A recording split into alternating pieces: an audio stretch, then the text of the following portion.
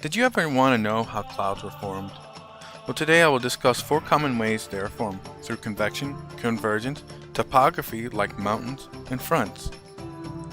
Convection in the top left. As solar radiation hits the surface of the earth, it can heat the ocean, the ground, and plants. When heat is introduced, water starts to evaporate and turns into a gas called water vapor. Because the air is cooler around the water vapor, it starts to rise within the troposphere. As it continues to rise, the water vapor starts to expand and cool. This process is called condensation. When condensation occurs, a cloud is formed. If you look on the bottom left, there's convergence. When air coupled with water vapor is blowing from high pressure to low pressure, sometimes areas from this event will cause the air and water vapor to converge, or come together, and force the air and moisture up. As the water vapor is forced up, it starts to expand and cool. Thus, condensation occurs, forming a cloud.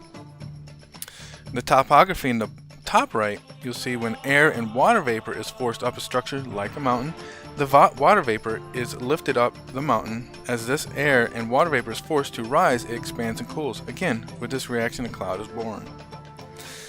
Then, with fronts in the bottom right, you see that fronts are one of the common ways that clouds that produce thunderstorms are formed in the United States. These are formed when air and water vapor is forced up two different air masses.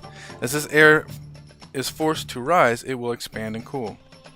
Here are some bonus questions. If you were in the desert, and deserts are known for little or no water, how else can we see clouds in deserts sometimes? Where in the world can you see clouds associated with weather fronts? Do we have clouds that form from mountainous regions? If so, which states might you see this happening?